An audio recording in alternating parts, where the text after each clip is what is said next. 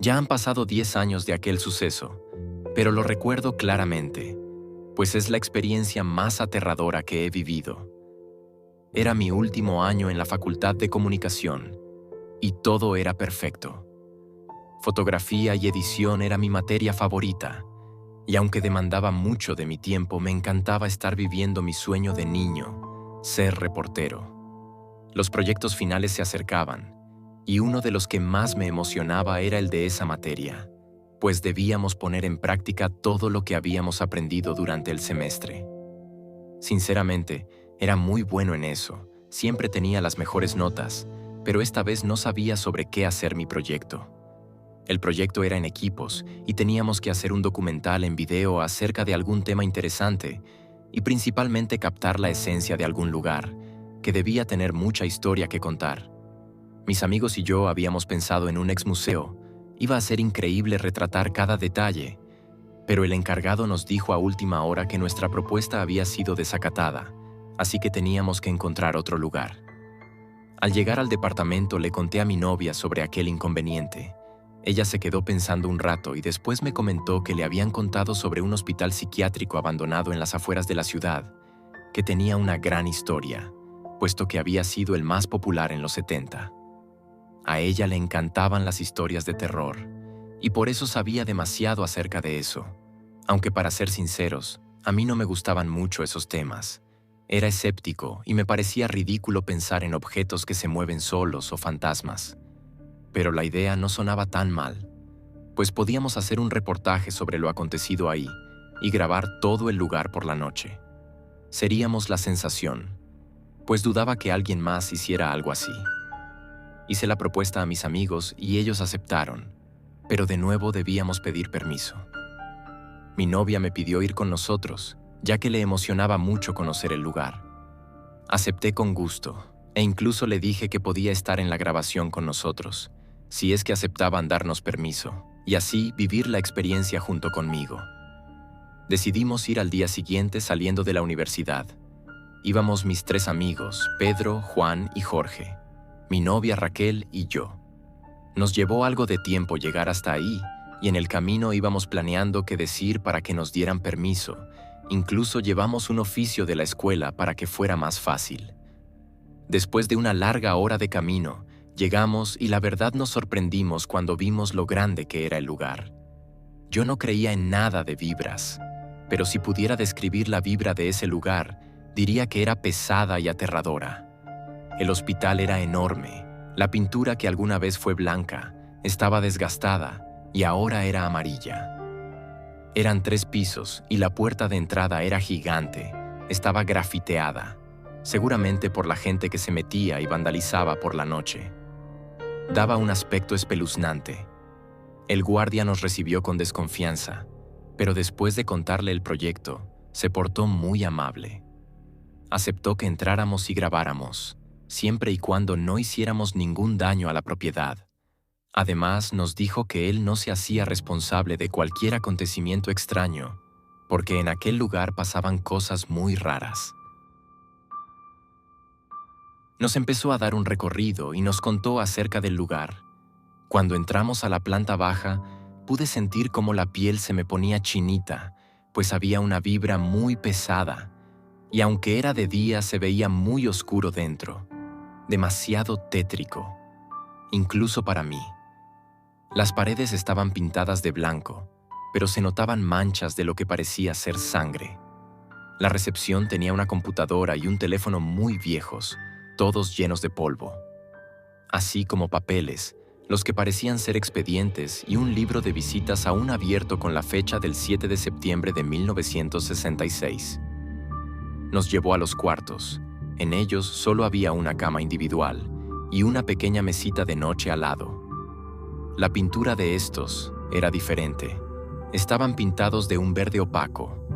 Estaban llenas de rayones por todos lados, dibujos extraños, y algunos tenían grafitis recientes.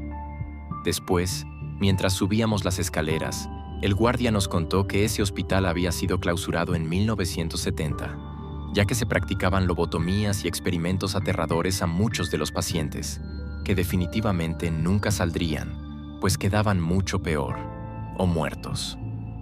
Experimentaban a través de electrochoques, de encierros con los miedos más grandes de los enfermos. Los dejaban sin comer, sin agua o sin dormir por días e incluso semanas, con picaduras de insectos a los que algunos eran alérgicos, o algunos con operaciones a nivel quirúrgico del cerebro. Cuando llegamos al segundo piso, la tensión comenzó a crecer. En el aire se respiraba terror y desesperación. Aunque nadie dijo nada, estoy seguro de que todos lo sentimos. En esa planta había cuartos como los de abajo, muchísimos más, de hecho. También estaban las duchas, los baños que aún estaban sucios, y alrededor de 10 consultorios con camillas metálicas, medicamentos e instrumentos quirúrgicos. En estos lugares había fotos de los médicos, así como certificados colgados en las paredes. Pudimos notar que la foto de un médico en particular se repetía en varias ocasiones. Cuando le preguntamos al guardia, nos dijo que aquel hombre había sido el director del lugar y que era quien practicaba los experimentos y las operaciones. En este tipo de hospitales no hay muchas ventanas. Nos explicó que podía darse el caso de suicidios. Solo existían 2 muy grandes, y nos contó que todas las noches las cerraba y amanecían abiertas. Al finalizar, nos dijo que el recorrido lo podíamos hacer al día siguiente. Podíamos grabar, ya que era su noche libre y nadie nos molestaría. Además, nos iba a prestar unas colchonetas por si queríamos dormir, y listo, teníamos lo que podía ser el mejor reportaje de la carrera, una experiencia increíble y aterradora. De regreso, todos estábamos muy emocionados. Nos organizamos con lo que llevaríamos, cámaras que instalaríamos en el lugar, micrófonos y, por supuesto, comida. Al siguiente día, Raquel me ayudaba a preparar lo necesario. Se nos había hecho algo tarde, pues habíamos ido al cine y a comer algo, así que íbamos con prisa. Mis amigos llegaron por nosotros y nos fuimos. Íbamos muy felices, porque ese sería el pase a no hacer el servicio social y buenas notas en nuestra materia favorita. Llegamos y el velador ya nos estaba esperando. Eran las 11 de la noche. Nos recibió con gusto y se puso contento cuando le dimos la comida que le habíamos comprado. Nos acompañó a instalar las cámaras, y no voy a negar que todo se veía muchísimo más aterrador de noche. Por un momento tuve el impulso de salir corriendo, pero no quise verme como un cobarde, aunque después de todo, supe que todos ahí sentían lo mismo, y me arrepiento de no habernos ido. Instalamos todo, cenamos, el guardia nos deseó buena suerte y se fue a su casa. El lugar era muy grande y había 1000 puertas, así que nos recordó que la única puerta de entrada y salida era la que estaba llena de grafitis. Comenzamos la grabación y el recorrido. Empezamos por la parte de abajo contando lo que sabíamos del lugar. Caminábamos muy despacio y sonreíamos a la cámara. Todo iba normal, hasta que llegamos al piso de arriba, y pude sentir la pesadez en el aire, pues a pesar de que teníamos las linternas, la oscuridad parecía consumir la luz cada vez más, y el aspecto de aquel lugar, lleno de camas vacías, de paredes llenas de sangre e instrumentos quirúrgicos, resultaba horrible.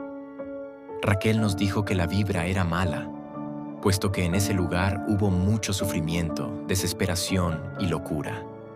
Ya eran las 2 de la mañana y todavía nos faltaba recorrer mucho del lugar, pero ya estábamos muy cansados, así que decidimos dormir 1 hora para reponernos y seguir. Nos acomodamos en las colchonetas y descansamos. Fue difícil, pues los ruidos provocados por el eco nos ponían nerviosos. Pero al cabo de un tiempo el despertador sonó. Nos levantamos y parecía que teníamos aún menos energía que antes.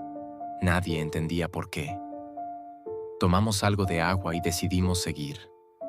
Llegamos al último piso, pasamos por las 2 ventanas y nos dimos cuenta de que estaban abiertas, aunque antes de irse, el velador las había cerrado. Esto nos causó miedo, pero no dudamos en decirlo en el video. La grabación quedó increíble. Terminamos alrededor de las 6 de la mañana. Eso marcaba el reloj. Pero lo raro era que aún se veía oscuro, quizá por el edificio. Decidimos separarnos para ir por las cámaras. Los chicos ya estaban cansados y Raquel estaba nerviosa. Me dijo que ya se quería ir, que tenía miedo, pues había visto una sombra pasar cuando caminó hacia el baño. La calmé y le dije que solo era cuestión de juntar el equipo y después podríamos ir a casa a descansar. Más tranquila, me dio un abrazo y me ayudó a meter el equipo de grabación en la maleta. Después de una hora ya estábamos casi todos abajo, solo faltaba Juan. Le gritamos en varias ocasiones, pero fue en vano, él no respondía. Lo llamamos por teléfono, pero no había señal. Decidimos ir a buscarlo. Todos ya queríamos largarnos de ahí e ir a dormir, pero no lo encontramos. Así que revisamos las grabaciones en la computadora de la última hora. Y primero no encontramos nada, pero después de un rato, en el minuto 46, pudimos ver a Juan caminando hacia una de las cámaras hasta que algo invisible lo aventó con fuerza y lo arrastró fuera de ahí. Sorprendidos y muy asustados, pudimos notar cómo se nos ponían los pelos de punta. Raquel empezó a llorar, estaba aterrorizada.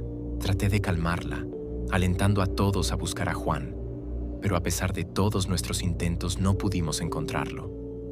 Ya había pasado alrededor de hora y media, ya había amanecido, debían ser ya las 7:30 de la mañana. Nuestros teléfonos no tenían señal, tenían muy poca batería, pero finalmente decidimos salir a buscar ayuda, ya que parecía que el hospital se había tragado a mi amigo y ya no sabíamos qué hacer. Después de eso, escuchamos un grito aterrador, pero no parecía ser de Juan. No lo pensamos dos veces, decidimos salir corriendo del lugar. Fuimos hasta el auto, nuestros corazones latían como nunca, y nos marchamos sin siquiera mirar hacia atrás. Después de ese horrible acontecimiento, algo cambió en nosotros, pues nos culpamos mucho de lo que le pudo haber pasado a Juan. Nadie nos cree lo que sucedió aquella noche, y la grabación que teníamos, extrañamente, se perdió. La policía ya abrió una investigación sobre la desaparición de Juan, y los principales sospechosos somos nosotros.